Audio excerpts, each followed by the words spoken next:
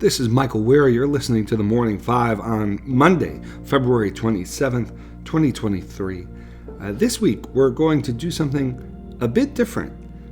In partnership with our friends at the Park Forum, we're going to open up our episodes of the Morning Five this week with their devotionals. And so today, we'll start with the devotional from John Tillman at the Park Forum. On John 2. First, the reading from John 2. Nearby stood 6 stone water jars, the kind used by the Jews for ceremonial washing, each holding from 20 to 30 gallons. Jesus said to the servants, "Fill the jars with water," so they filled them to the brim. Then he told them, "Now draw some out and take it to the master of the banquet." They did so. And the master of the banquet tasted the water that had been turned into wine. He did not realize where it had come from, though the servants who had drawn the water knew. Then he called the bridegroom aside and said, "Everyone brings out the choice wine first, and then the cheaper wine after the guests have had too much to drink. But you have saved the best till now." What Jesus did here in Cana of Galilee was the first of the signs through which he revealed his glory, and his disciples believed in him. May God bless the reading of his word. Next, we'll read the opening verses of Genesis 1. In the beginning, God created the heavens and the earth. Now the earth was formless and empty. Darkness was over the surface of the deep, and the Spirit of God was hovering over the waters.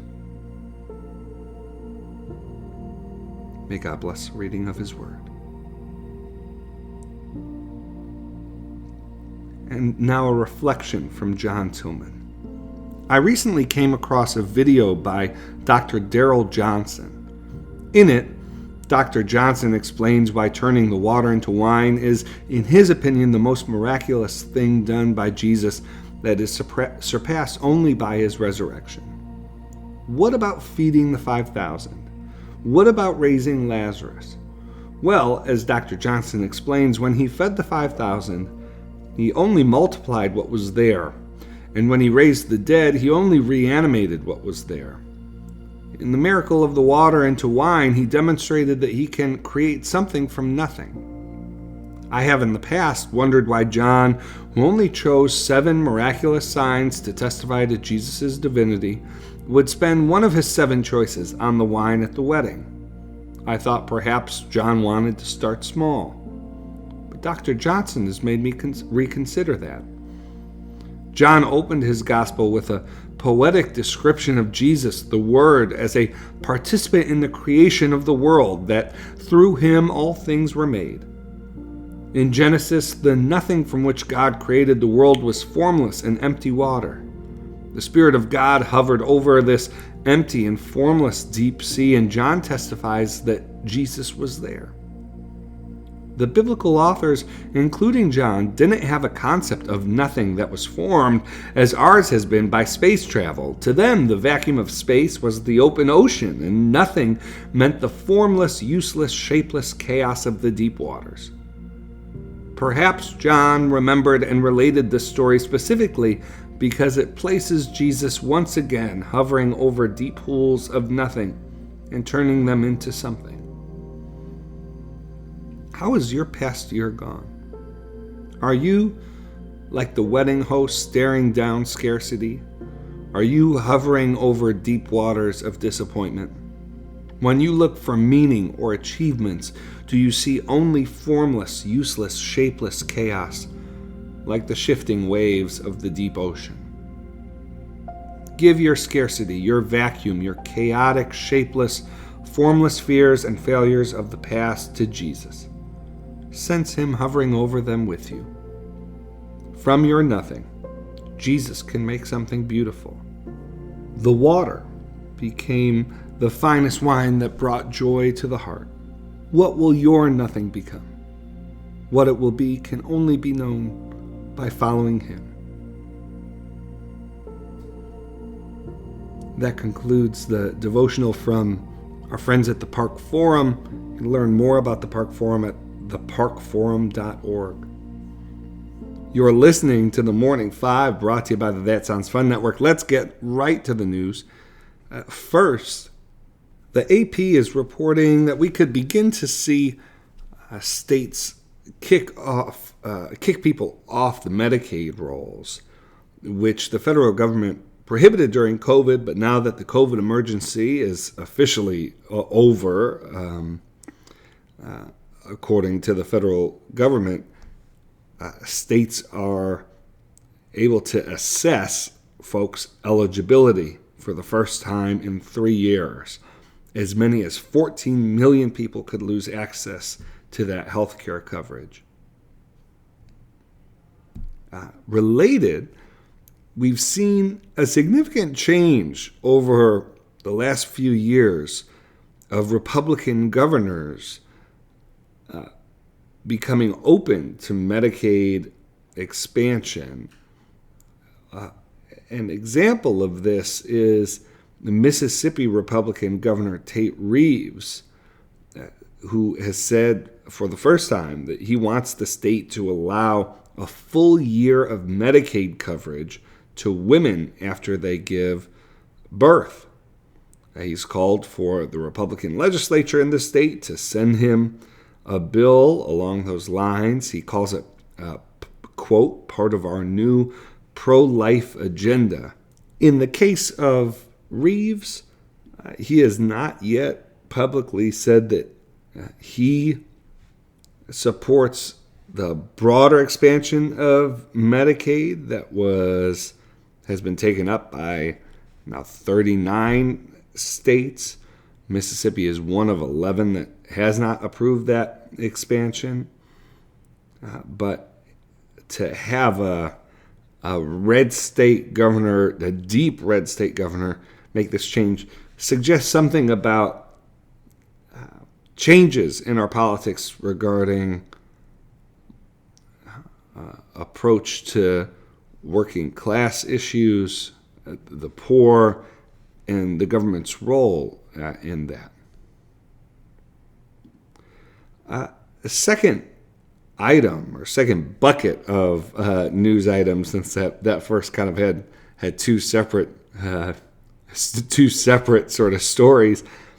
New intelligence has led the Energy Department to conclude that an accidental laboratory leak in China is the most likely cause of the coronavirus pandemic. Now, they have issued this conclusion as a, quote, low confidence conclusion, which, in some ways means what it says. I mean, it means, it's not a high confidence conclusion. It's also important to note they wouldn't have released it if they didn't think there was merit, So a government's low confidence just means that I shouldn't say just means, but means that they haven't completely sort of incontrovertibly made the conclusion. But this is the theory that the Energy Department is working on. Now, U.S. spy agencies are divided on the question, and so this is one branch of the government, one agency of the government that's made this conclusion, but it is making headlines today. Finally, off the Calabrian coast of Italy, along the Ionian Sea, a wooden boat that was crowded with migrants when it departed, estimates suggest as many as 170 were on the boat. The boat crashed and broke apart. Rescuers have recovered nearly 60 bodies, and dozens more have not been recovered based on estimates. And so we expect to see the death toll climb further. 80 people have been found alive. Some reached shore. Others were rescued by the Italian Coast Guard. But a heartbreaking story out of Italy. It has prompted renewed debate about migration policies, not just in Italy, but across the European Union, with Italy calling on the EU to take a greater responsibility for the European response to the migration crisis. All right, friends, that is all we have for you today. Let's close, as we always do, with Dallas Willard's rendition of the Lord's Prayer. Dear Father, always near us, may your name be treasured and loved. May your rule be completed in us. May your will be done here on earth in just the way it is done in heaven. Give us today the things we need today, and forgive us our sins and impositions on you, as we are forgiving all who in any way offend us. Please don't put us through trials, but deliver us from everything bad, because you are the one in charge, and you have all the power, and the glory too is all yours forever, which is just the way we want it. All right, friends, hope your week starts off well. We'll be back with you tomorrow. Thanks for listening.